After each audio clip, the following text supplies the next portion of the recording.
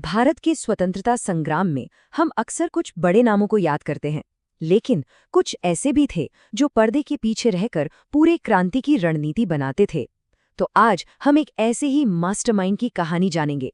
कहानी सुखदेव थापर की, जो उस दौर के क्रांतिकारियों के संगठन का दिल और दिमाग दोनों थे।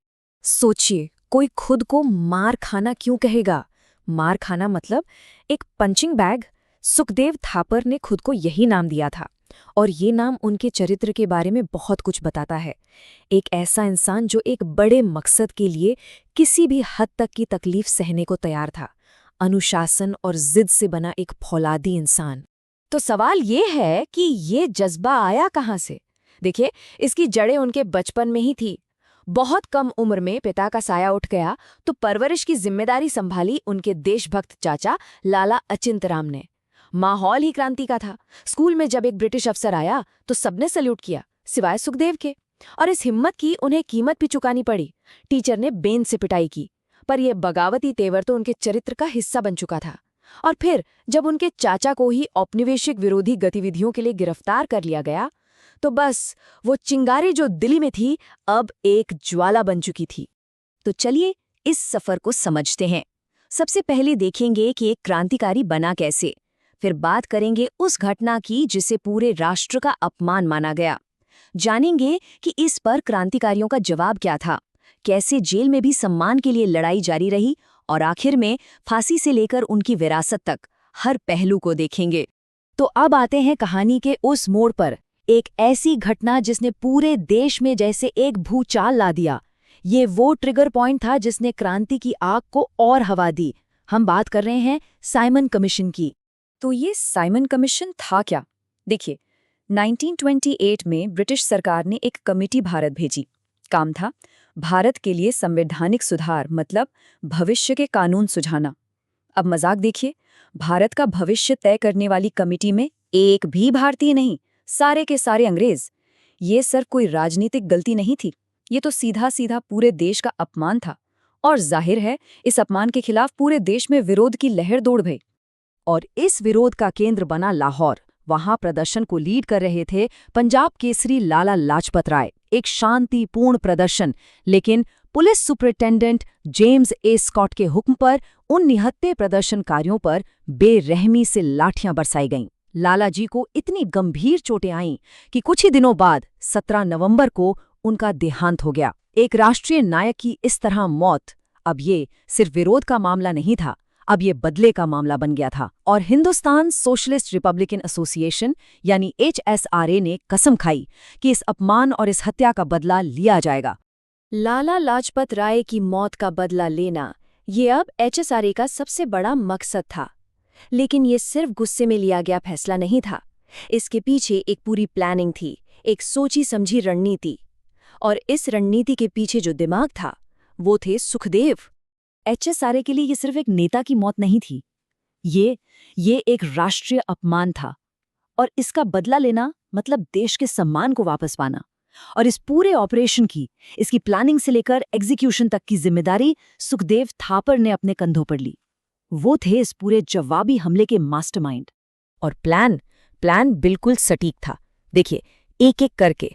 सबसे पहले निशाना, सुपरिंटेंडेंट जेम्स ए स्कॉट, जिसने लाठीचार्ज का ऑर्डर दिया था। दूसरा, संकेत, जयगोपाल की ड्यूटी थी कि जैसे ही स्कॉट पुलिस हेडक्वार्टर से बाहर निकले वो इशारा करे। तीसरा, कार्रवाई, शिवराम राजगुरु और भगत सिंह, वो थे एग्जीक्यूशन टीम, उन्हें गोली चलानी थी। और आखिर में कवर, चंद्रशेखर आजाद को जिम्मेदारी दी गई थी कि वो एस्केप के दौरान कवर फायर दें। हर किसी का रोल तय था, हर कदम नपातुला। लेकिन इतनी सटीक प्लानिंग के बावजूद एक गलती हो गई, पहचान की गलती। जय गोपाल ने स्कॉट की जगह assistant superintendent John P Saunders को पहचान लिया और इशारा कर दिया। भगत सिंह और राजगुरु ने सॉन्डर्स को मार गिराया। निशाना गलत था, पर संदेश बिल्कुल साफ था। HSRA ने अगले ही दिन लाहौर में पोस्टर लगाकर इस हत्या की जिम्मेदारी ली और इसे लालाजी की मौत का बदला बताया। ब्रिटिश हुकूमत को एक सीधी चुनौती।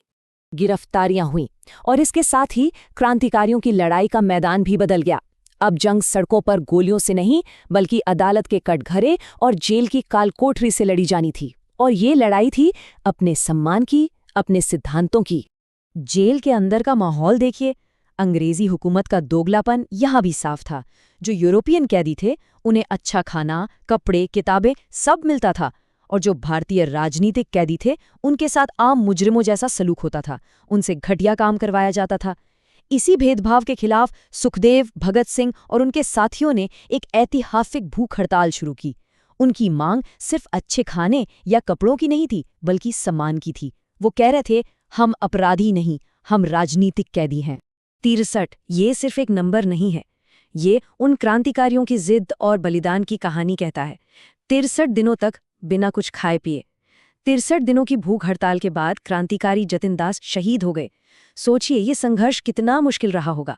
यहाँ तक कि जेल के अंदर सुखदेव और भगत सिंह के बीच इस बात पर बहसें होती थीं कि क्या इतनी तकलीफ सहने से बेहतर आत्महत्या है। लेकिन नहीं, उन्होंने संघर्ष को चुना, ये दिखाने के लिए कि वो अपने उसूलों के लिए कोई भी कीमत चुका सकते हैं। और अब हम कहानी के उस आखिरी हिस्से में हैं जहां बलिदान अपने चरम पर पहुंचता है और एक ऐसी विरासत को जन्म देता है जो आज भी जिंदा है। 7 अक्टूबर 1930 स्पेशल ट्रिब्यूनल ने अपना फैसला सुनाया। पूरे देश से रहम की अपीलें की जा रही थीं, लेकिन अंग्रेजी हुकूमत ने किसी की नहीं सुनी।